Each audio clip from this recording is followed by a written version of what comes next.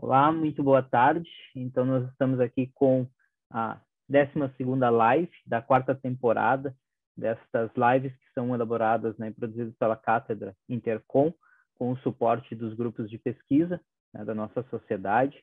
Eu sou Silvio Simon, diretor científico adjunto da Intercom, e em nome do nosso presidente, Giovanni Ferreira, presidente da Intercom, de toda a diretoria executiva da entidade e da coordenação da Cátedra Intercom, agradeço, vocês todos que estão nos acompanhando. Os encontros são organizados, então, pelos grupos de pesquisa da Intercom e são focados no tema central do Congresso da nossa sociedade, que vai ser realizado de 5 a 9 de setembro, em João Pessoa, na Universidade Federal da Paraíba, e que tem, então, o tema, as ciências da comunicação contra a desinformação.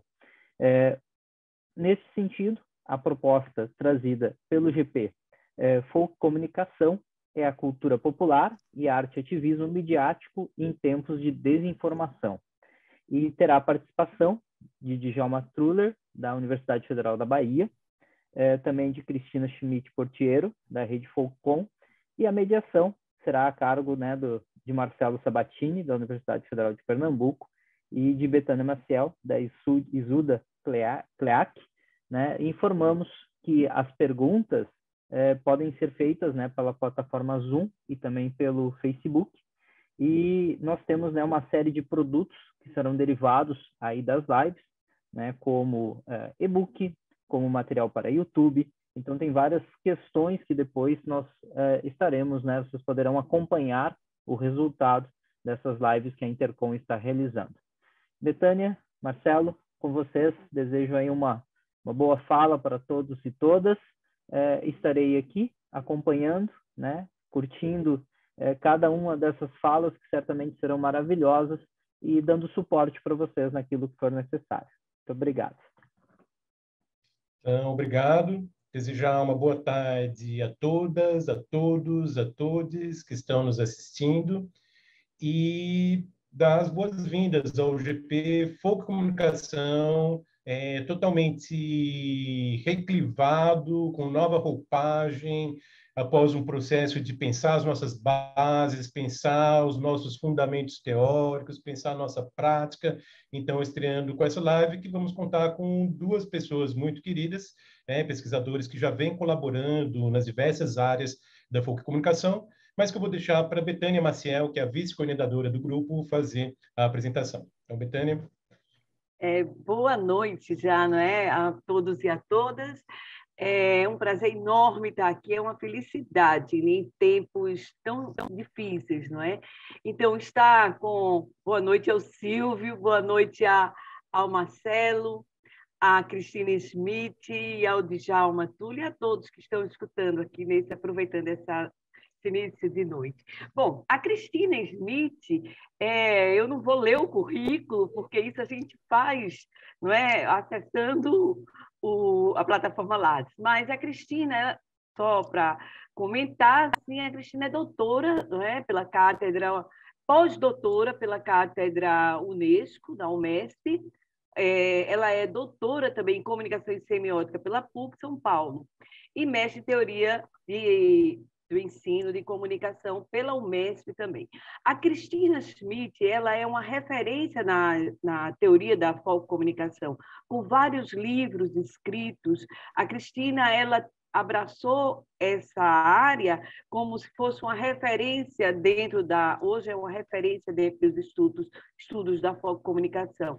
Tem diversos artigos publicados, capítulos de livro. Por sinal, eu estava até ainda há pouco conversando com ela, está saindo agora, um livro saindo já bem recente, em parceria com a Universidade Federal, a Universidade Católica do Rio Grande do Sul, a PUC do Rio Grande do Sul. Ela organizou um livro, e esse livro faz uma coletânea bem atualizada dos temas que vem falando, como o próprio Marcelo Sabatini falou aí, da questão da reclivagem, do novo olhar da comunicação, com base no Luiz Beltrão, mas com aquela perspectiva mais da atualidade, no sentido de trabalhar a subalternidade desses grupos excluídos, né? E esses grupos excluídos no seu total. Então, a Cristina, ela é muito mais do que, eu digo, o currículo Lattes. Ela é, na prática, ela tem essa participação dentro da Foco Comunicação. Então, Cristina, é um prazer, a gente é parceira já há algum tempo e fico muito feliz de estar com você aqui. Sei que a gente vai ter um ótimo diálogo hoje. E o Djalma Turler, ele é também, eu não vou ler o currículo do Djalma, mas o Djalma ele tem a característica que é trabalhar a questão da resistência. Eu acho que o convite do Djalma vem para trabalhar, ele já é um parceiro nosso com a Foco Comunicação, desde 2017, quando ele esteve aqui em Recife, participando como palestrante do nosso encontro da Rede Focom, e ele vem trabalhando sempre a questão da resistência, da arte como produção de ciência. Então, eu acho que trabalhando também a questão do corpo como produção de conhecimento. O Djalma é graduado em Pedagogia, bacharel em Direção Teatral pela Universidade Federal do Estado do Rio de Janeiro.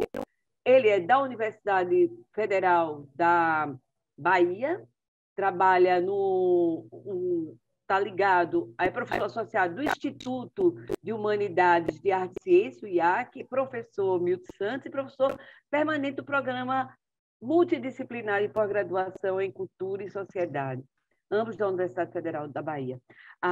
Então, é isso que a gente vai ter hoje à tarde, essa noite, aliás, aqui a Cristina, que é também professora da Universidade de Bertioga, tem uma carreira também bem atuante na pós-graduação, e nós vamos ter esse diálogo com essas duas pessoas muito importantes, não só para a Foco Comunicação, mas também para os estudos da cultura, da resistência em tempos de negacionismo e tanta coisa que a gente tem visto por aí. Então, sejam bem-vindos e bem-vinda. Obrigado, Betânia. Obrigado, Marcelo. Cristina, bem-vinda e prazer em te conhecer. Então, os jogos estão abertos, né? Isso. Obrigada pelo convite, também agradeço. Prazer de estar aqui com você, Turler, e prazer de estar com todos vocês aqui. Sempre é muito bom dialogar e falar sobre Foco Comunicação. Bora! Então... Dá para me ouvir bem? Dá, né? Desde que vocês me convidaram, eu fiquei pensando, matutando aqui, como diz no caipirês, né, na cultura popular caipira, fiquei matutando aqui, né, como é que a gente ia pensar essa desinformação, né, e o roteiro, um roteiro que a gente pensou aí, que vocês pensaram, eu acho que facilitou muito. E aí hoje eu estava pensando, já não querendo entrar na conversa, mas como é que as culturas populares, elas sempre foram carregadas dessa visão desinformativa, né? Porque elas sempre foram julgadas e conceituadas como culturas inferiores, né? Como culturas que não traziam ciência, né? Sabedoria e informação, né? E aí, quando a gente começa a estudar artes e começa a estudar a Foco Comunicação, a gente vê como é que é justamente esse processo de marginalização, de subalternidade, que faz com que nós desprezemos essa força da informação que está contida nas culturas populares, né? Eu fiquei pensando muito nisso esses dias. Vamos lá. Eu acho que... Marcelo, você quer começar? Então, a gente, né, para o público que está assistindo, a gente pensou um roteiro e fazer uma conversa. Então, a gente não foi que combinou as perguntas, mas já adiantamos assim, esse roteiro para os nossos convidados também pensarem, se prepararem, porque a gente justamente vai ter essa intersecção de ativismo, cultura popular, arte popular e a questão da desinformação. e que traz, pelo menos na minha mente, a gente vai discutir muito a questão da pandemia, onde aflorou bastante essa discussão, mas não somente. Lembrando que estamos em ano eleitoral e já vemos bastante movimentos nesse sentido.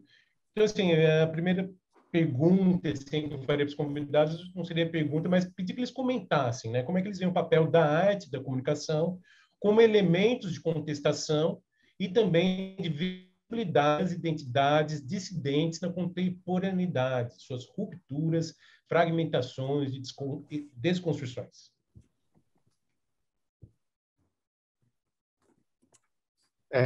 Bom, Marcelo, eu achei também que as perguntas, não as perguntas, mas as palavras-chave, os tópicos, né, frasais que você colocou no roteiro foram muito pertinentes.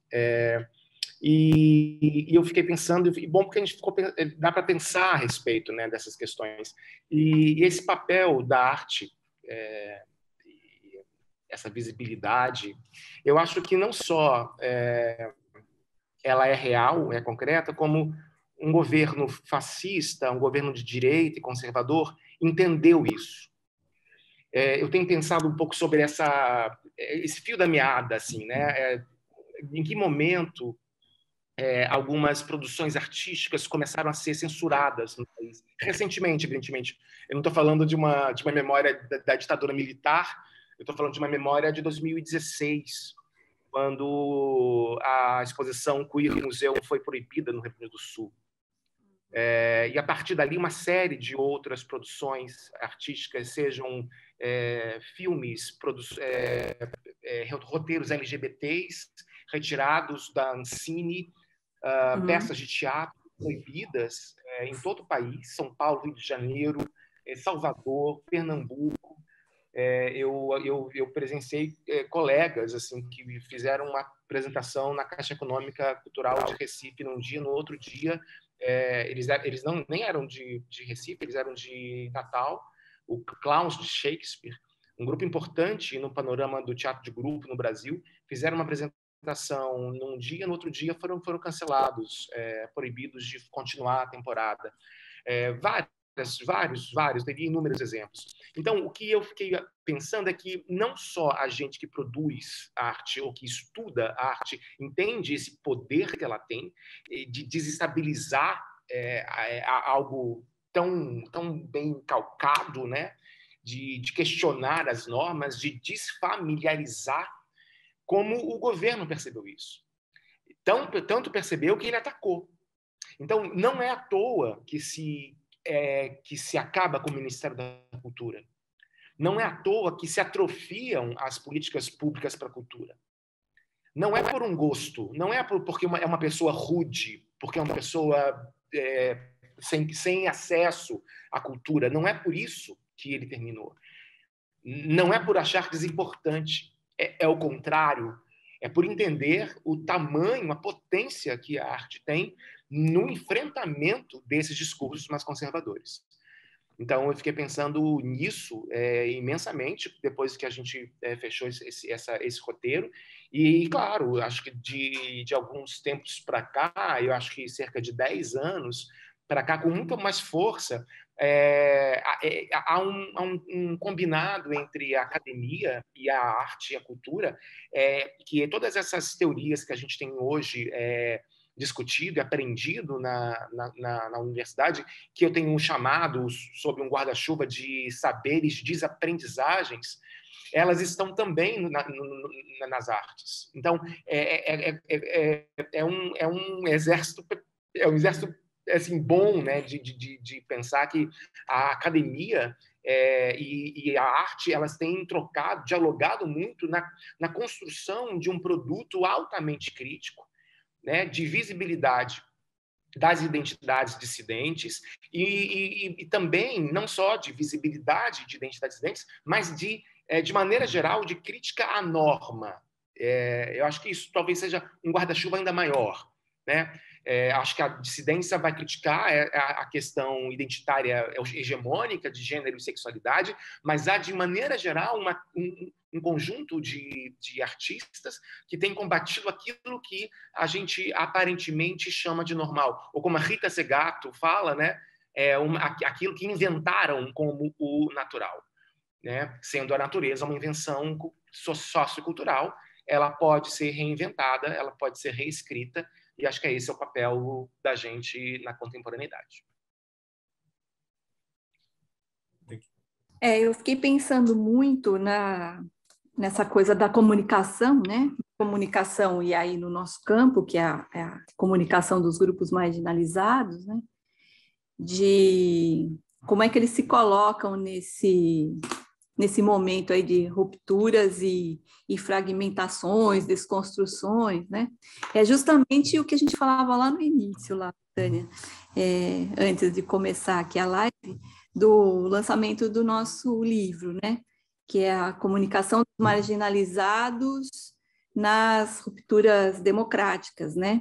Então, ali nesse livro, a gente faz toda uma reflexão de como é que esses grupos populares, né, sejam artistas, cantadores, até o pessoal da Semana de Arte, o movimento da Semana de Arte Moderna, cordelistas, enfim, como que eles se colocam, né, nesse processo que está ocorrendo atualmente, né, de fragmentação, e aí a fragmentação é do Estado, é política, mas é também das imagens, né, tentando desqualificar a política, mas desqualificar também os movimentos populares, desqualificar movimentos identitários, né, que é o que o Tuller falou, né, até proibindo determinadas expressões de acontecer, né, e aí nesse livro a gente traz essa reflexão de como, apesar disso, né, dessas tentativas aí de desconstrução da imagem e de identidade,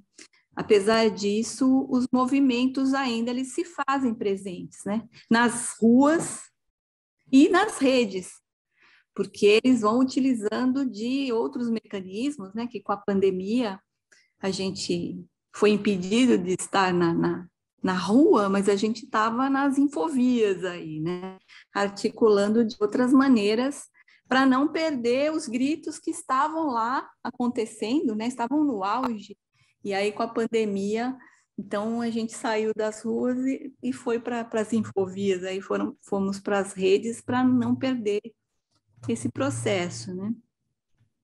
E aí, especificamente de identidade, né, e não enquanto um movimento, mas enquanto uma obra, eu estava lendo ontem uma matéria, um artigo na UOL, do Jefferson Tenório, até compartilhei no nosso grupo, ele falando sobre o livro e assim, do retorno que ele tem tido de alguns de leitores, mas também de escritores, perguntando para ele assim se ele ia continuar colocando nas obras dele essas questões identitárias, né?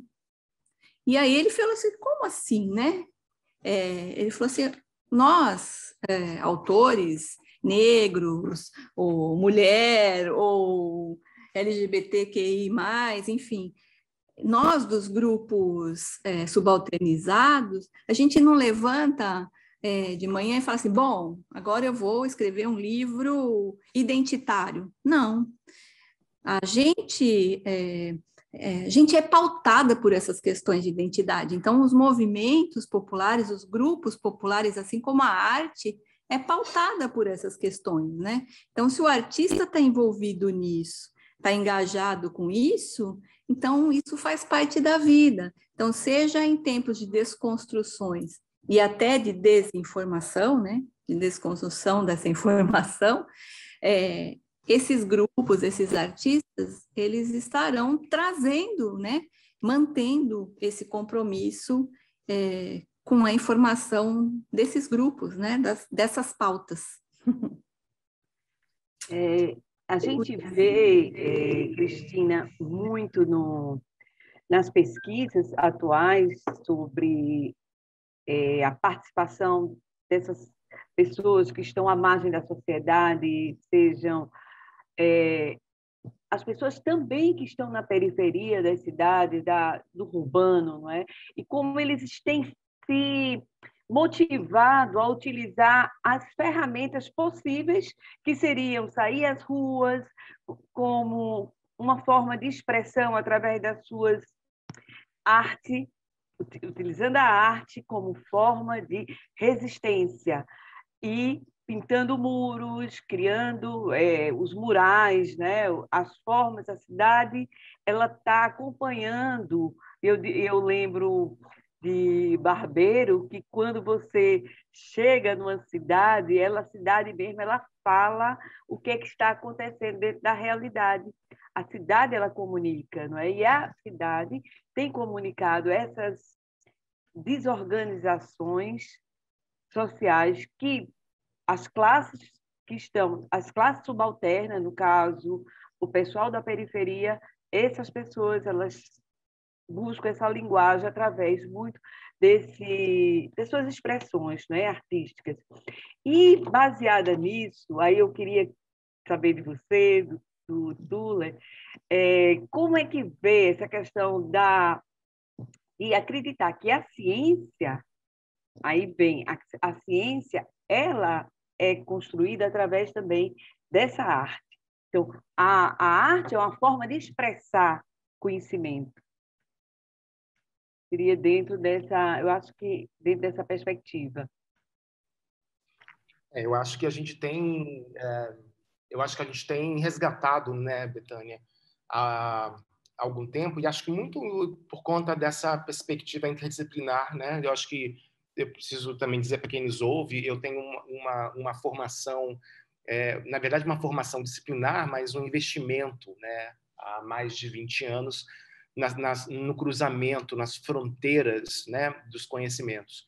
Então, eu fiz Universidade de Artes, mas hoje eu estou vinculado a um programa interdisciplinar que obrigatoriamente me coloca nesse lugar de cruzo, né, nessa encruzilhada. E pensar a encruzilhada a partir, sob essa perspectiva interdisciplinar, nos faz pensar sobre como a universidade elegeu aquilo que seria científico, né?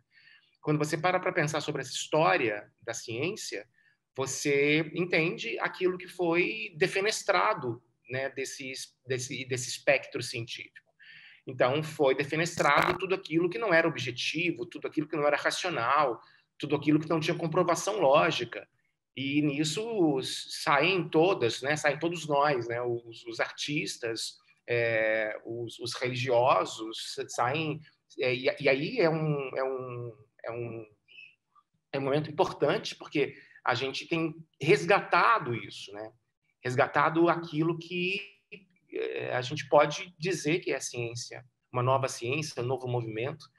E acho que, nesse sentido, tem toda a razão. Acho que a arte ela precisa ser reconstruída, né? Vista com esse olhar de produção de conhecimento.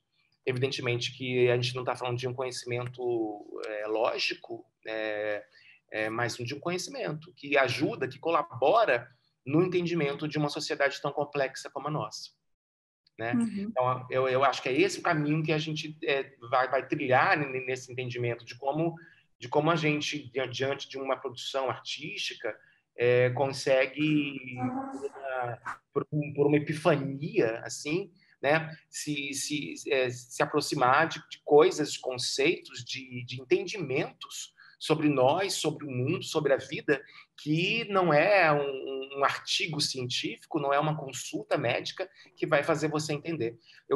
Eu acredito muito nessa potência subjetiva da arte, né? É um caminho enviesado que ela vai ter de chegar até você e de fazer você pensar, né? De tirar você de um espaço enfim, esperar que aquele conhecimento chegue de uma forma mais lógica, racional, previsível, e de repente você ser surpreendido. Eu já vi pessoas falarem, saindo de espetáculos meus, dizendo assim: nossa, como o espetáculo salvou. Eu estou no teatro, se virem alguém passar de cueca aqui, não repara, tá bom? Estou exatamente no lugar que eu gostaria de estar. Estou em cartaz aqui em Salvador, com um espetáculo chamado A Desafortunada História do Romance de Julieta e Romeu, um espetáculo muito popular, baseado num cordel, inclusive, de um paraibano, João Ataíde, mas faço cruzamentos. Eu chamo isso de uma encenação exusíaca, porque eu trabalho com outras fontes da história dos Montecos e Capuletos, histórias talvez as mais antigas do que a que o Shakespeare escreveu. O Shakespeare não é o primeiro autor do Romeu e Julieta, ele é ele é o melhor divulgador da história de Monteco e Capuleto. Antes dele, outros autores escreveram, Matteo Bandello, poeta, e um outro poeta inglês chamado Arthur Brooke. E eu pego essas informações, esses textos anteriores, e crio um quinto texto. Esse que a gente está aqui no Teatro Castro Alves, em Salvador, em cartaz. Então, eu estou no camarim, porque 8 horas tem sessão, e aí os atores estão passando por aqui para se trocar. Então, se virem uma bunda por aqui, não se surpreendam. Mas eu já vi pessoas saindo de trabalhos meus dizendo assim, nossa, o seu trabalho me salvou. Ou o seu trabalho me fez pensar em coisas que eu não tinha pensado. E isso eu acho que é genial assim, na arte, né? Atingir um lugar que o artigo científico não vai atingir. Eu penso muito nisso, sabe, Cristina? Eu fico assim pensando que um artigo meu mais lido, que eu escrevi sobre o Dizzy Croquettes, ele tem, sei lá, 300 downloads feitos lá no site. E eu penso que uma peça em cartaz, na semana passada, a gente fez 4 sessões, de quinta a domingo, um teatro que tem 150 lugares, lotado. Então, em um final de semana, eu consegui atingir 600 pessoas. Em um final de semana, eu atingi mais leitores do que 11 anos que um artigo está publicado. Isso eu acho fascinante, pensando em divulgação científica através da arte. Então, acho que isso no teatro, no cinema, muito mais, né? De como é essa... Bom, isso acho que é um outro ponto, quando a gente for falar sobre as transmídias, mas eu acho que é isso, de pensar nesse casamento entre a arte e a ciência para produzir conhecimentos mais libertadores. Eu pensei muito numa experiência que eu vivenciei e depois eu vi até uma reportagem, né? Eu fui para... agora fugiu o nome eu fui para Tocantins e fui para uma cidade do interior, e que agora deu branco o nome da cidade. Fui com 2 pesquisadores da Folkcom, né? E aí a gente foi num seminário, e nesse seminário a gente conheceu antes algumas pessoas da cidade, porque o seminário não era dentro da universidade, era na rua, né? E aí tinha lá o padre, o vereador, tinha a benzedeira, tinha todo mundo, e os estudantes, enfim, os professores, pesquisadores. E aí eu justamente fui falar sobre essa coisa da transmissão de saberes da cultura popular, né? Dessa importância que tem da gente reconhecer esse conhecimento não formal, né? E aí eu exemplifiquei com as benzedeiras, e o padre que estava lá, um padre muito conservador, assim, ele achava isso uma abominação, né? Como que uma pessoa vai lá e fala lá, pega a folha e benze, joga uma aguinha e diz que isso é uma bênção divina, né? E depois, outra aberração maior, ainda curar, fazer o papel do médico. Então, faz o papel de padre, papel de médico, e é uma pessoa sem conhecimento algum, né? E aí, quando eu fui construindo essa ideia do saber e do conhecimento, a benzedeira ficou toda potencializada, vamos dizer assim, né? Falando, olha, é isso mesmo. E o padre foi falando assim, puxa, não é tão como eu pensava, né? E aí, chegou no final, ele veio e falou assim, olha, eu tenho que pedir desculpas publicamente para as senhoras benzedeiras aqui da cidade, porque eu nunca tinha visto por esse lado, né? Do conhecimento e da ciência e dessa mediação, né? Porque onde não tem até uma medicina, esses chás, essas coisas resolvem, e outras vezes só o amparo emocional, né, e afetivo. E aí foi muito interessante essa discussão. E aí, tempos depois, eu vi uma reportagem, né, no Globo Rural, mostrando benzedeiras lá do Paraná, que fazem esse trabalho junto com o pessoal de farmácia e do curso de farmácia e do curso de medicina, identificando, então, as ervas, entendendo as funções, e aí as benzedeiras ensinando médicos e farmacêuticos, e os farmacêuticos e médicos trocando com as benzedeiras, né? E elas seguindo na sua sabedoria, na sua prática, e eles na deles, com uma visão muito mais integrada, né? Interdisciplinar. E eu vejo que a gente tem procurado fazer muito isso na Focomunicação, né? Valorizar esse conhecimento não, como é que a gente fala? Não tradicional, não formal, né? Mas como um conhecimento importante para a compreensão da vida e da realidade, como você falou da peça do teatro, né? Você vivencia uma procissão religiosa, ou você vivencia uma festa junina, você fala assim, nossa, né? Me realizei, entendi o que significa isso na vida, enfim, transformou a vida, que eu fiz 10 anos de terapia, numa festa eu resolvi lá num ritual lá na benzedeira, né? Então, a gente tem feito muito disso na Focomunicação, né, de fazer essa interação disciplina formal com disciplina não formal, mas também eu vejo que a gente faz um esforço de fazer a interdisciplinaridade científica mesmo, né, de dialogar com diferentes áreas do conhecimento para que a Focomunicação também seja entendida como uma disciplina, né? Porque é muito tranquilo na área da comunicação as pessoas entenderem, por exemplo, psicologia da comunicação, sociologia da comunicação, antropologia, né, fazendo um diálogo ali tranquilo. Mas aí quando você faz esse diálogo com o Focomunicação, o pessoal, bom, Focomunicação é disciplina mesmo? Esse nome estranho, né? De folk e comunicação, já começa aí, né? É folclore, é comunicação, o que é isso? Então, o próprio nome já é um nome que propõe uma reflexão interdisciplinar, né? Então, a gente vem construindo, nesse cenário científico e acadêmico, esse processo aí de diálogo interdisciplinar, e também em campo a gente tem procurado fazer esse diálogo aí interdisciplinar vivido, vamos dizer assim. Cristina, eu observo assim, Djalma, essa questão da herança colonial nossa, que valoriza tanto esses tipos de ciências mais formais, não é? E a gente sente tanto isso na Focomunicação, que, como a Cristina mesmo falou, isso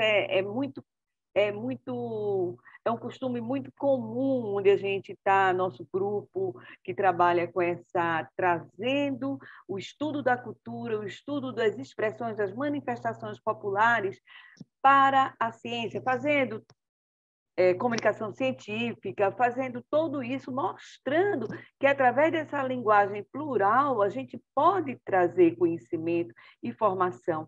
E o teatro, aí é que entra, né? A arte traz também isso, como o Djalma conhece bem e pratica, né? Não só como acadêmico, como professor, mas como pesquisador, mas também como diretor de teatro, que tem esse conforto mesmo de falar sobre a arte. Então, essa conexão de que a arte, e que a gente tem escutado tanto hoje, que a arte salva, que é verdade, a gente se sente. Você sai de um ambiente, você não sai só informado, mas você sai feliz, porque é uma forma lúdica do conhecimento que eu acho que as escolas cada vez mais deveriam, desde do início mesmo do ensino, deveria praticar mais isso. Mas eu acho que o Marcelo vai querer falar um pouco para perguntar sobre as pesquisas, não é, Marcelo?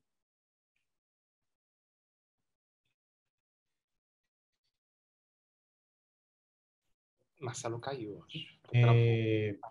Bom, durante a pandemia, tanto Betânia como eu fizemos separadamente pesquisas sobre arte de rua e o grafite no contexto pandêmico. E, nas nossas conclusões, teve um certo alinhamento. A gente detectou algo que foi que esses artistas eles incorporaram muito daquele discurso oficial que era adotado pelas agências de saúde, pela maior parte dos governos e que também era adotado pelos meios de comunicação de massa, no sentido de promover as medidas de prevenção e o isolamento social.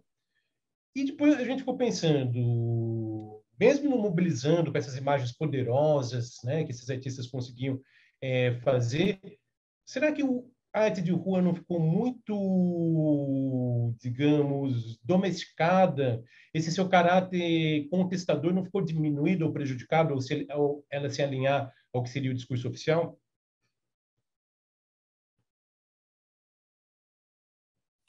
Eu fiquei pensando muito nisso, sabe? Porque eu tenho um menino, É um aluno.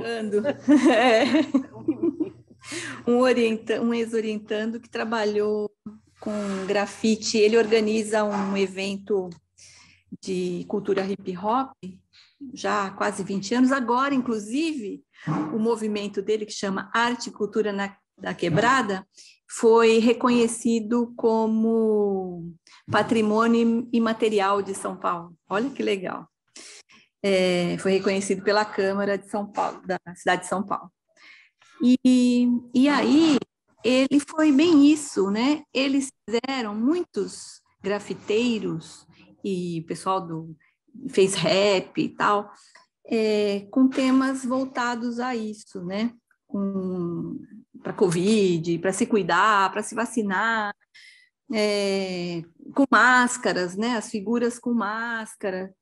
E aí a gente até conversei um pouco com ele sobre isso, e aí tinha outras expressões paralelas, né? Tinha esse discurso para se envolver na campanha, e tinha outros que, como não podiam ir muito longe, então eles ficavam ali grafitando temas do bairro, valorizando mais essas temáticas, né? E aí, refletindo sobre isso, eu vejo que eu não vejo isso como pegando o discurso oficial, sabe? Eu vejo como um processo comunicacional legítimo. Porque quando o Beltrão fala, né, sobre o que é folk comunicação, ele fala justamente isso, que é um meio utilizado pelos grupos populares, que são meios próprios e conectados e familiarizados com o receptor. Então, o que eles estão fazendo desse grafite, ou do hip hop, ou do cordel, porque teve muito cordel sobre a pandemia, né? Eles estão simplesmente usando isso como um veículo jornalístico, que é o que o Beltrão fala, né? Comunicação como veículo jornalístico. Então, eu vejo muito esse sentido, né? De divulgar para o seu público esse momento que a gente está vivenciando, porque ao invés dos grandes meios de comunicação, ali no seu grupo mesmo está te formando e informando. Então, eu vejo mais como um veículo de informação próprio do grupo, familiarizado ao mundo que ele pertence. Marcelo, eu acho essa sua pergunta uma pegadinha, sabia? Eu acho uma pegadinha, porque a gente precisa pensar sobre ela. Tô aqui pensando e eu acho que a gente viveu nesses 2 anos de maneira muito intensa, agora um pouco menos, agora mais atenuado, mas nos últimos 2 anos, uma política de morte, né? E acho que quando as agências adotaram essas políticas de saúde, entendi muito como uma proposição do tipo, isso é em massa, como se a gente pudesse ler aquela máxima do Foucault, né? O Estado decide quem morre e decide quem vive. Me parece que agora é uma questão assim, ele decidiu que todo mundo morre. Então, quando o movimento, os artistas de rua, eles ficam do lado da vida, eu acho que eles estão, no meu ver, eles estão contestando um discurso oficial. Porque o nosso, e a gente pode pensar em macropolíticas, porque tivemos em todo o mundo diferentes maneiras de lidar com o caos proporcionado pela Covid-19. Mas no Brasil, a política adotada foi política de morte oficial. Todos os indicadores estão postos, né? A demora na compra da vacina, a minimização da pandemia, são indicadores, vocês que trabalham com comunicação, que podem ser percebidos, localizados nas falas, né? nas cabeças de matéria de jornal, nos discursos dessas pessoas todas. Então, me parece que fazer o discurso a favor da saúde, para a saúde, era contestador.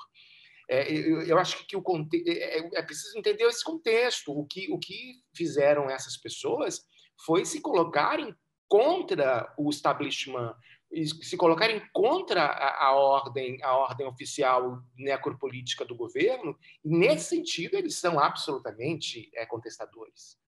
Né? É curioso isso, mas ficar ao lado da ciência, ficar ao lado da vida, foi uma atitude contestadora nesse contexto. Né? Num contexto claramente a favor da morte coletiva. Porque eles não estavam, eles não representaram o discurso governamental, né? Isso que o Tuller falou é perfeito. Eles representaram, enfim, o discurso da ciência, que era contrário a governamental, né? Então, é perfeito mesmo. E, nesse sentido, sabia que quem ia para a fila do ônibus, quem ia entrar no ônibus lotado, quem não ia poder ficar em casa de quarentena, eles sabiam que quem se ferrou nesse contexto todo foram as pessoas subalternizadas, né? As pessoas perdendo seus empregos porque os bares fecharam, porque as pessoas, enfim, o saldo desse caos acabou nas costas das pessoas subalternizadas, né? Elas que tinham que ir para a fila. Aí tinha isolamento social, mas dentro de um ônibus, como é que você tem isolamento social? Então, eu acho que assim, mas vá com máscara, mas siga as regras de saúde. Então, eu acho que era muito contestador isso, né? Porque o discurso oficial era o contrário. Não precisa de máscara, é uma gripezinha, é uma frescurada, tudo isso, né? Então, acho que, nesse sentido, de verdade, ser a favor da vida, me parece que isso foi a pauta contestatória desses grupos. E as charges foram brilhantes nesse sentido, né? Brilhantes. E elas trouxeram toda essa discussão, né? Da morte de quem matava e de quem sobrevivia, enfim, né? Que o próprio Boaventura fala, ela é uma pandemia que ela não é tão discriminatória assim, né? Ela é indiscriminada assim, ela tem um público que atinge mais, né? Então, as charges foram brilhantes nesse sentido. Ela tem CEP e CPF. Isso. E a gente observa que o uso aí, com relação a essas imagens que foram apresentadas tanto nas ruas, como também nas redes sociais, como Instagram, Facebook, os canais de YouTube, por exemplo, elas definem esse lugar de fala desses grupos marginalizados através das danças que se apresentavam, através das lives que se fazia e que se faz ainda, está muito frequente, aqui mesmo, como o locus de estudo é aqui dentro da cidade do Recife. Há pouco eu estava vendo um youtuber, ele teve um incêndio aqui perto de um shopping bem classe A, e das palafitas que ficavam ao redor, e esse youtuber, um popular, uma pessoa que seria um jovem marginalizado dentro da sociedade, ele fez uma reportagem, coloca com indignação o que é que está mostrando a cidade, os problemas da cidade.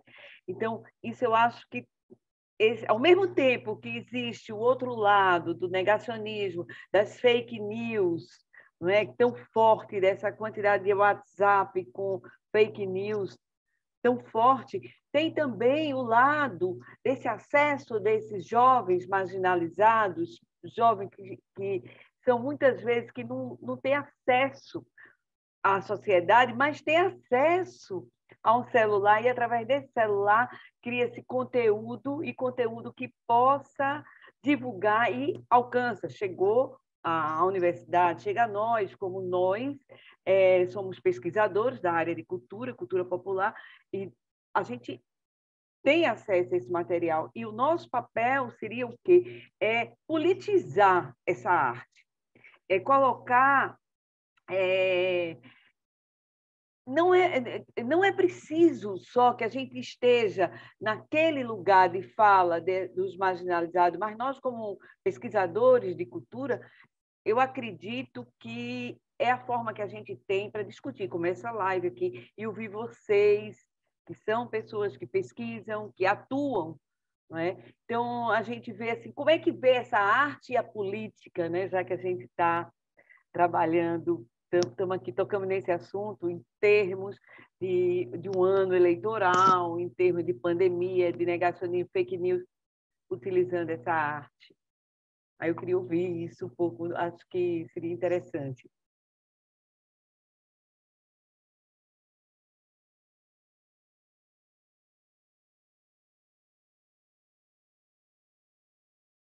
Eu acho que o Djalma, a Cris, como é que a gente utilizaria isso, assim, nosso papel, eu vejo mais assim, nós como professores, pesquisadores, através da liderança que a gente exerce numa sala de aula ou no palco, também no caso, né? Ou então nas conferências, como nas ruas, a gente tem um papel muito forte nisso de liderança e de trazer essa reflexão para as pessoas poderem decidir o que é que querem, não é? E eu acho que a arte ela tem dá essa liberdade da gente não ficar só ouvindo e vendo isso. Eu acho que Betânia, eu concordo com você. Acho que o nosso papel é um papel preponderante, né? E acho que eu pensei muito nesse ano eleitoral. Eu sairia em esse ano para pós-doc, e eu preferi não sair porque eu entendi a importância de estar no Brasil fazendo todos os esforços impossíveis para pautar, né, essa eleição que vai ser importante. Então, assim, eu tô mobilizado pessoalmente nisso, mas também mobilizado profissionalmente. Então, eu quero colocar em cartaz, ainda antes das eleições, dois trabalhos. Esse ano, o meu grupo faz 20 anos, né, desde que foi fundado. Então, é importante, é uma data comemorativa importante. Então, esse espetáculo que estamos em cartaz aqui, ele é o começo da festa, mas a gente vai continuar comemorando ao longo do ano. E eu quero ter ainda dois trabalhos. Eu estou muito próximo da cultura espanhola ultimamente. Então, eu adaptei 2 textos do Paul Preciado para o teatro, dentro de uma modalidade que eu estou chamando de peça-conferência. É uma conferência com algum esplendor alegórico, ficcional, e o Paul, eu consegui apoio do Instituto Cervantes de Salvador para trazer o Paul para cá. Só que o Paul não tem agenda até 2024, né? O que foi uma lástima. Mas a gente vai apresentar os trabalhos dele, baseados nos textos dele. Um chama A Ira do Cordeiro, o outro chama O Modo Superior da Filosofia, e são textos que mobilizam, assim, a partir de uma encenação do pensamento, mobilizam o público, o espectador, para pensarem sobre algumas questões fundamentais para a nossa existência.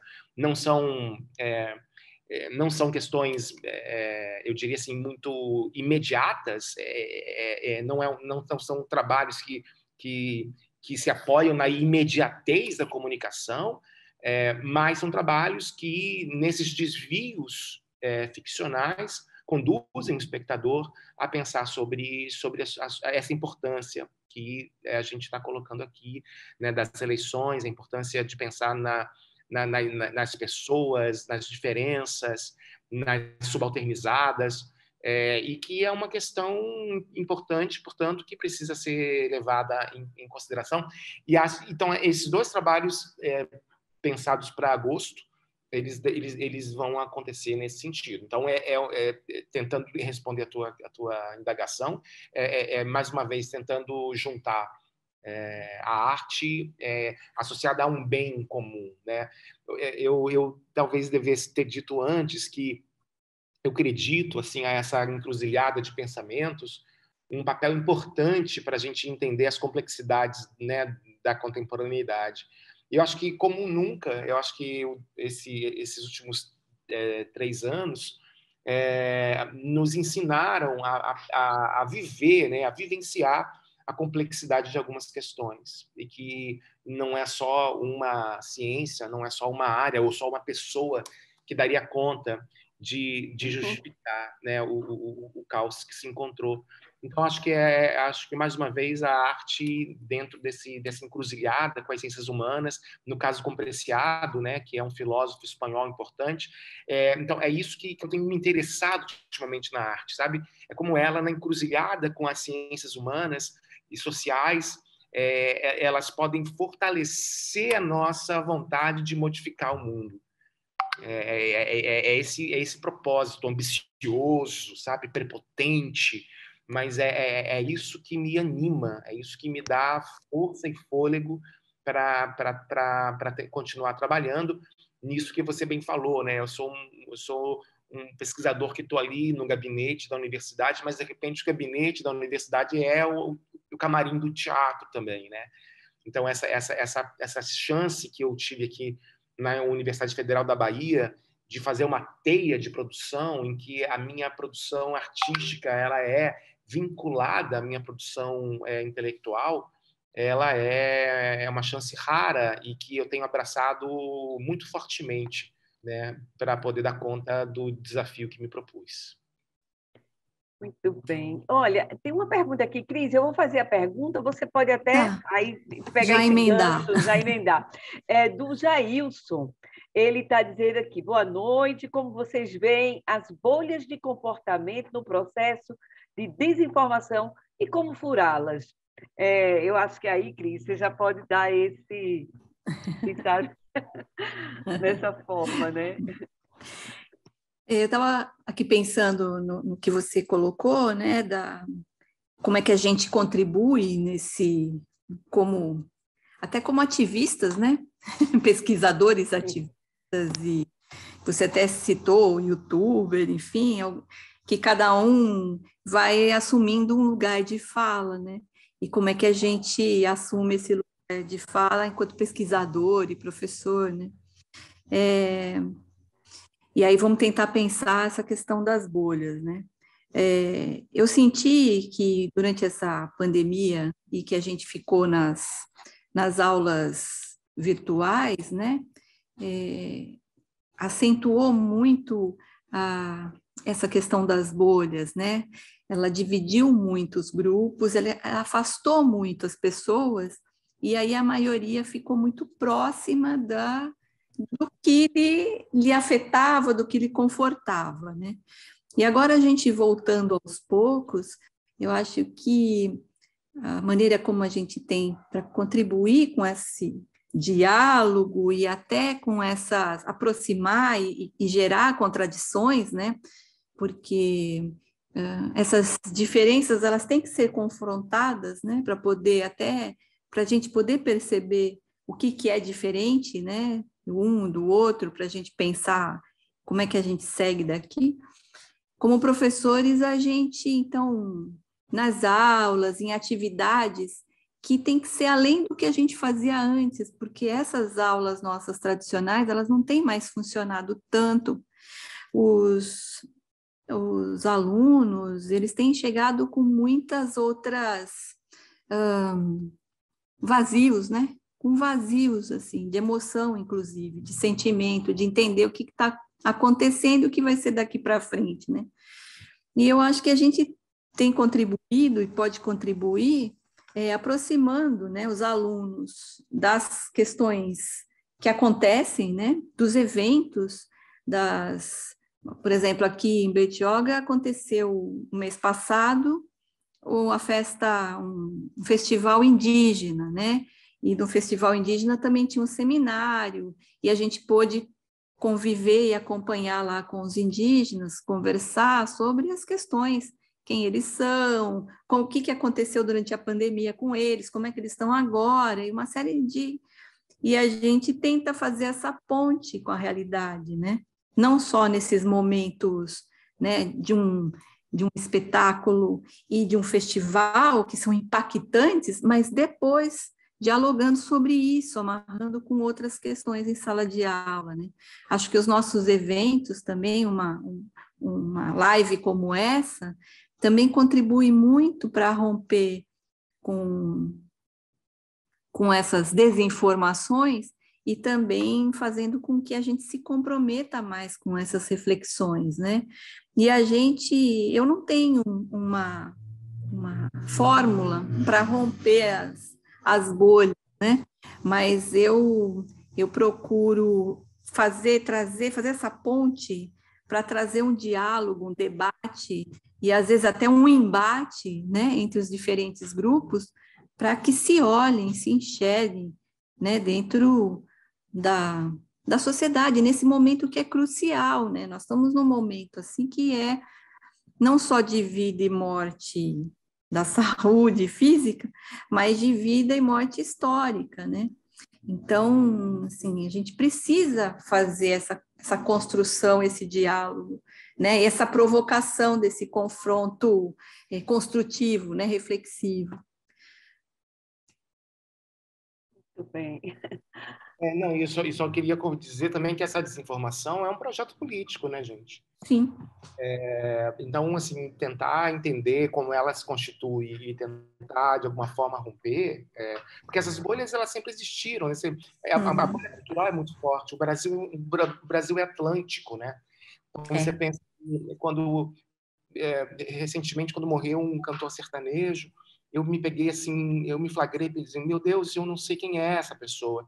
Então, assim, a bolha é muito poderosa e a gente precisa, para o nosso bem, né? A gente que trabalha com cultura, com culturas populares, culturas... A gente precisa mesmo furar essa bolha, assim, eu não conheço, mas eu preciso conhecer, né? Eu preciso fazer um movimento, é uma agência pessoal, né? Furar bolhas, ela é também uma agência pessoal. Então, acho que mais do que essa bolha ser furada de fora para dentro, é da gente dentro da universidade, através dessa política de formação, fazer com que as pessoas queiram romper as suas bolhas, né? Reconhecer que elas existem, é um primeiro passo. E o segundo passo é agenciar, né, a vontade de ruptura. Acho que isso é importante. E é nosso papel na universidade, na escola de ensino fundamental e médio, na universidade, o nosso papel é muito importante. Então, a categoria professor, nesse momento, ela é muito importante para que a gente saia, né, da desinformação. Por isso que ela também está sendo desestruturada, né? Não à toa. Sim. Como você disse, é um projeto político. Né? É o exato reconhecimento da nossa potência que tem feito com que a gente esteja, nesse momento, sucateado. O sucateamento da cultura, o sucateamento da educação e da ciência, ela é um projeto político altamente refinado. Uhum. Não está ouvindo? Marcelo, Bom, então, obrigado, Djalma, Cristina. E então, entrando realmente no tema, que é o tema do nosso congresso da Intercom esse ano, que é a desinformação, o processo comunicacional da desinformação passa a ser estudado, com tudo que a gente viveu e ainda vai viver. Inclusive, eu acredito que no encerramento da live, a professora Betânia vai fazer um convite, né, a todos os pesquisadores que estão nos assistindo. Mas, consultando, assim, estudando para a live de hoje, eu encontrei a Leda Gitaí, que é da Unicamp, e ela usa essa expressão, um ecossistema da desinformação, que atua de forma deliberada para alcançar objetivos econômicos ou políticos, como vocês, né, acabaram de colocar. E eu me lembrei muito, durante essa pandemia, do filme Contágio, do Steve Soderbergh, que é uma espécie de uma ficção científica muito presente. Ele conta realmente uma pandemia muito pior que a do Covid, letal, e aparece tudo que a gente viu, a vacina, a briga pela vacina, e em determinado momento também aparece a questão da comunicação e do negacionista, que era um jornalista que desconfia das informações oficiais, acha que é tudo conspiração, e começa a vender um remédio. Mas por trás disso está lá a cura mágica. Então, assim, a gente viu muito a questão dos vendedores de curas mágicas, tanto em questão religiosa, mas até chegando à classe científica e médica. E a minha pergunta seria, como é que o ativismo pode se situar nesse embate de fluxos desinformacionais que são tão estruturados, têm tanto financiamento e apoio por trás? Marcelo faz umas perguntas tão difíceis, Marcelo. Essa pergunta você responder, não? Ajuda aí, Cristina. Começa você.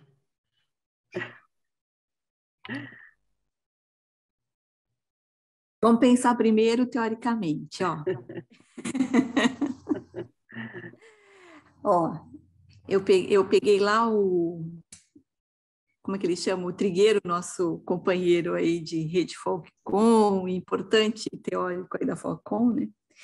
E ele fala, o livro dele é de 2006, olha só. E ele fala uma coisa que a gente repete, está repetindo, né? Então, eu acho que a gente está falando hoje uma coisa que a gente vem construindo já há tempos, né? E ele fala assim, né? Que os ativistas, eles atuam e devem atuar em movimentos participativos de cidadania como agentes comunicadores vinculados aos movimentos culturais, com estratégias que legitimam a participação, ou seja, ele fala como é que os ativistas, né, artísticos, populares, acadêmicos, né, como que eles devem se envolver, né? Primeiro se pautar por questões da cidadania e depois estabelecer estratégias. Então, que estratégias os ativistas estão elaborando para poder atuar nesse cenário aí, não só de receitas mágicas, né? Mas dentro desse ecossistema aí de desinformação. Então, como é que a gente tem feito, né? Para poder ir contra esse processo de desinformação, para poder trazer à tona a informação efetivamente, né? Na Falcon, a gente vê nos grupos populares, a gente vê muito os ativistas trazendo suas próprias realidades, né? Então, a gente vê Cordel contando como foi a pandemia, como foi a vacina, como foi a venda desses milagres aí. Então, na verdade, está se trazendo muito à tona isso. Então, eu acho que o nosso papel como ativista é trazer até à tona esse uso, né? E essa tentativa aí de manipulação da informação.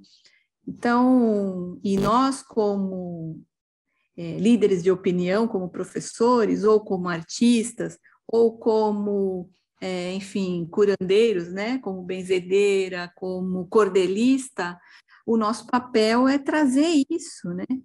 Até mostrar, olha, né? Essa mentira deslavada, olha esse curador aqui, esse milagre, né? Olha essa gripezinha que não é gripezinha, né? Então, como ativista, então trazer o que é fake, separar o que é fake do que é fato, né? E assim eu vejo nos movimentos populares e mesmo na arte, né? Como se faz isso bem, né? Como é que está tentando romper com esse processo de desinformação, né? Então, nós estamos aí ativos, militantes, para poder desmascarar, né? Ou rindo, ou fazendo uma passeata, ou fazendo, enfim. Então, eu vejo assim, essa é a resposta, né? Nós temos que ter, como diz o professor Trigueiro, né? A gente tem que estar vinculado conscientemente a esses movimentos, né? Até porque o ativista não é mais um, né? Dentro dos grupos, ele é uma liderança, ele vem se destacando, e aí, enquanto liderança, criar estratégias culturais, artísticas, enfim, para fazer com que esse ecossistema aí seja desmascarado. Então, eu vejo, esse é o papel do ativista. Eu tive, no final do ano passado, em dezembro do ano passado, em Niterói, lá no Rio de Janeiro, eu fui assistir um festival, eu fui ser comentador de um festival de cenas curtas de teatro. E aí foram 14 cenas, 7 em cada dia, e todas, exceção de uma cena, ou seja, 13 das 14 cenas, elas eram cenas muito, eu diria assim, artivistas. Eram cenas que não tinham muita elaboração artística. Eram cenas diretas. Tem uma coisa que o Rancière fala assim da imediatez ética, né? Se colocavam muito rapidamente para dizer claramente, sem metáforas, sobre aqueles corpos, quase sempre corpos subalternizados. E no final a gente conversava juntos sobre isso. Uma dessas pessoas, disse assim, tentando dar alguma razão para essa estética, disse assim, porque a morte, a gente sai na rua e morre, então a gente tem pressa. Então a gente não pode trabalhar com um código que o público demore a entender. A comunicação tem que ser direta. Olha, um corpo como o meu está morrendo na rua todos os dias. Era uma atriz travesti que dizia isso. Então, não tem tempo de decupar, não tem tempo de ir para um bar, sentar e pensar nas imagens, nas metáforas, o que foi dito ali, o que estava por trás daquilo. Não, é direto, é curto, é grosso. Isso me faz lembrar um pouco que esse campo, portanto, ele é muito vasto. Eu acho que, da mesma forma que tem essa imediatez ética em algumas produções, outras produções, por outros caminhos, às vezes muito hegemônicos, conseguem fazer também um trabalho parecido, né, de desconforto, de desfamiliarização ou de ampliação subjetiva, de pautar uma questão que aparentemente você achava que não deveria ser pautada ou não poderia ser pautada, ou você nem saberia disso, né? Mas eu gosto muito da ideia quando eu me ponho a ler o Luiz Antônio Simas, o Rafael Adoc Lobo, o Luiz Rufino, são pessoas que eu tenho gostado muito de ler, e talvez eu reduzisse assim, tudo que eles falam numa frase, que eu acho que tudo isso que a gente está falando para derrotar esse ecossistema da desinformação, eu acho que a gente precisa fazer o Brasil dar errado. Então, acho que tudo isso que a gente está falando, todas essas forças múltiplas e diversas, precisam fazer juntas o Brasil dar errado. Acho que é o nosso compromisso, é o nosso objetivo, é fazer esse Brasil dar errado. Né? Então, eu acho que é essa mobilização para a gente poder sabotar a desinformação e fazer o Brasil dar errado. E acho que um pouco parafraseando essa atriz travesti lá de Niterói, sem papas na língua. Vamos direto ao assunto. E tem você me lembrou que Lenin falava, né? Que para a gente fazer a transformação social, a gente tem que acirrar as contradições, né? Então, eu acho que quando eu falo do diálogo, de confrontar as ideias, é isso, é acirrar as contradições, né? E é o que você chama de fazer esse Brasil dar errado.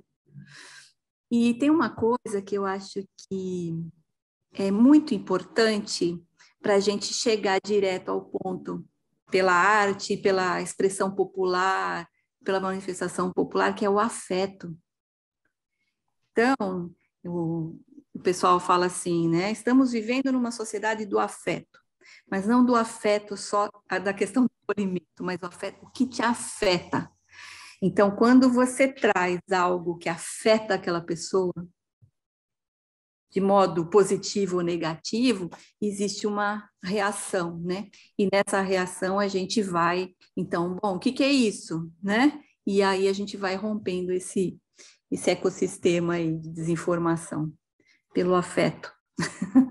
Minha gente, olha, isso aqui é para a gente ficar o tempo, sabe? Vai rolando. Eu estou muito feliz de estar com vocês, escutando tanta coisa que vai colocar para refletir mais e mais e buscar mais informação. A gente vai ter que fechar agora, já passamos até 13 minutos, eu acho que vocês têm também compromisso e tudo. Eu só queria, inicialmente, agradecer e parabenizar vocês pelas pesquisas, pelo conhecimento que traz para a gente. Djalma, a ideia de trazer o Preciado para cá, eu acho assim, uma porrada, como diz, sabe? Eu acho que aí é que está, uma porrada mesmo com relação a quebrar tabus e trazer essa forma clara, polêmica, que a gente está precisando. Infelizmente, ele não teve agenda, mas quem sabe, né? Eu acho que ele é aquele que a gente precisa para isso. Cris, olha, uma satisfação e parabenizar mais uma vez pelo livro lindo que vai ser lançado, mas está saindo do forno agora. E dizer que essa forma da gente pensar, eu acredito, é a forma de desconstrução, de conhecimento, de fortalecer essa juventude. Eu estou falando a juventude no sentido dos aprendizes, independente de idade. Eu digo a gente que está com vontade de aprender, porque fora a questão do etarismo, tudo a favor do conhecimento, da participação. E lembrar que nós temos esse papel, como vocês falaram aqui, preponderante. O nosso corpo quebra vários paradigmas quando a gente utiliza não só a teoria, mas também a nossa prática, o nosso movimento.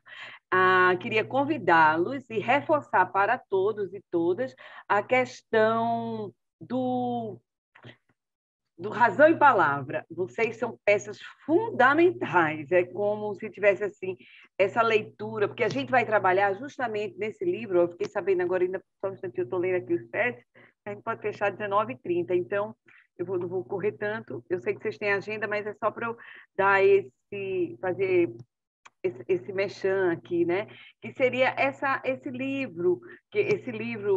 revista Razão e Palavra, que a gente está tendo a oportunidade de discutir esse tema, que seria a questão do negacionismo, não é? Então, eu acho que vocês são peças fundamentais. Então, da minha parte, eu agradeço. Estava lendo aqui também o Jailson, ele comenta com relação a isso, a pergunta da bolha, né? Ele volta aqui no chat e ele diz que, na opinião dele, o papel dos professores é fundamental nesse processo. Precisam se preparar para dar retorno à avalanche díspare que os alunos trazem. É o que vocês comentaram, e queria também registrar a presença do nosso, eu diria assim, a nossa referência teórica, o Oswaldo Meira Trigueiro, que está aqui assistindo, que é uma referência, nossa referência, que eu digo viva, que está aqui, graças a Deus, a gente tem o Oswaldo Trigueiro. Então, muito obrigada, Oswaldo, e a gente está sempre com você. A Foco Comunicação está sempre correndo paralela com a sua parceria, sua contribuição, não é isso? O João Portela, também o Wesley Gomes, eu estou vendo a turma todinha, porque eles estão aqui tudo conectado, e são nossos pesquisadores, é o pessoal da rede Folkcom. Marcelo, acho que deixar o final, vou deixar um pouco para cada um fechar, e aí, Marcelo, eu passo para você a palavra. Pronto, então, agradecer em nome do grupo do GP Folk Comunicação, a participação excelente, essas reflexões, e dizer, esperem até setembro, quando vai ser o congresso, porque elas vão ser sintetizadas num e-book, que a diretoria científica da Intercom tem sempre feito isso, e é o nosso objetivo também ter isso como referência. Novamente, a fococomunicação, eu tenho visto ela em tudo, praticamente, o que é um risco, porque, de repente, ela deixa de ser alguma coisa. Mas onde temos processos, conflitos, preconceitos, lutas por identidade, a gente tem utilizado esse referencial da fococomunicação. E, nesse sentido, o nosso GP e todos os GPs da Intercom estão abertos para já receber trabalhos para o evento nacional que será em João Pessoa. Então, pode ser com a questão do negacionismo, que é o tema geral do Congresso, ou não. E esperamos, né, que quem esteja assistindo, quem é conhecido, já faz parte, ou quem gostaria de conhecer mais sobre a fococomunicação, se aproxime e participe. E vai ser presencial, Marcelo? Vai ser presencial, vai ser em João Pessoa. Vai ser... Ótimo. A expectativa é presencial. Ótimo. Só para registrar aqui, o Adelson Fernando, lá de Parintins, está dizendo, a Amazônia está por aqui também, viu? Um abraço, Adelson. Você é um colaborador participativo dentro das nossas pesquisas. Claudiene também, a turma da FOC está aqui. Seminário de Foco e Comunicação em Parintins, de 20 a 22 de junho. Sim, com a Adelson na coordenação. Isso. E tem a LAIC também, a Associação Latino-Americana de Investigadores em Comunicação. Esse encontro, Djalma, vai ser em Buenos Aires, não é, Cris? E sim, vai ser presencial também. E temos, a Cristina está organizando um congresso Intercom Internacional, FOCCO Internacional, em Braga, Porto, em Portugal, agora em... Última semana de outubro. O pior é que a gente tem que voltar no sábado, por conta da eleição. A eleição vai se resolver na primeira turno. Então, aí a gente emenda, né? No nosso ativismo, a gente vai resolver isso. Maravilha. Maravilha. Então, gente, eu vou deixar agora finalmente para a Cristina, para a Djalma, e aí a gente fecha. Bom, obrigado, Betânia, pela gentileza sempre, pela forma tão doce de condução dos trabalhos. Agradeço muito o convívio de vocês perto de mim. Prazer, Cristina, te conhecer, todo mundo que nos ouve. Muito, muito bom estar aqui com vocês. Obrigada. Também agradeço muito. Prazer imenso de estar com o grupo da FOCCOM e conhecendo gente nova, né? Prazer também em conhecê-lo. Quero assistir uma peça, quero ter essa oportunidade, um trabalho. Fazer o merchan. Gente, o livro Comunicação dos Marginalizados nas Rupturas Democráticas, pela PUC, pela editora da PUC do Rio Grande do Sul, já está à venda lá na editora e já entra a semana que vem no Amazon. Né? Amazon, à venda. Posso terminar com uma frase do Beltrão? O Marcelo disse que foco e comunicação é tudo e corre o risco de não ser nada, né? O Beltrão falava assim, a foco e comunicação preenche o hiato, quando não o vazio, não só da informação jornalística, como de todas as demais funções de comunicação, na educação, a promoção e diversão, refletindo o viver, o querer e o sonhar das massas populares excluídas. É isso. Obrigada, gente, de coração. Então, obrigada, boa noite. Silvio, Simon, muito obrigada. E Djalma, Cris, Marcelo, nos encontramos. Boa noite. Boa noite. Muito obrigado a vocês que estiveram aqui conosco. Reforçando, né, o que já foi dito, a organização e a previsão para estarmos todos e todas juntos e juntas. em João Pessoa, na Universidade Federal da Paraíba, presencial, né, que tudo dê certo para a gente estar lá confraternizando, né, e dialogando. Lembrando que a próxima live, né, deste projeto da Intercom é na próxima terça-feira, dia 31 de maio, a partir das 18 horas, e é a cargo do GP Produção Editorial. A temática é Aníbal Bragança, o intelectual na defesa do livro no Brasil. Além do que já foi falado, né, no início daqui da nossa live, reforçamos, né, da questão da disponibilização das lives no YouTube. Também teremos a produção e publicação de um podcast chamado Papo Com, onde as lives serão transformadas em episódios, né, pelo Papo Com, e o podcast do grupo de pesquisa Praxis Jor fará essa atividade vinculada ao PBG-Com da Universidade Federal do Ceará. Serão publicados 2 episódios inéditos a cada semana no Spotify e haverá, né, como dito aqui já também, a produção e publicação de um e-book, onde os GPs participantes, né, ao longo de toda essa temporada que a gente está vivenciando, produzirão seus textos a partir das discussões que acontecerão aqui, como essa, né, onde vocês estiveram presentes, onde esses textos farão parte do e-book e que será lançado, então, lá de 5 a 9 de setembro, quando a gente vai estar no Congresso da Intercom em João Pessoa.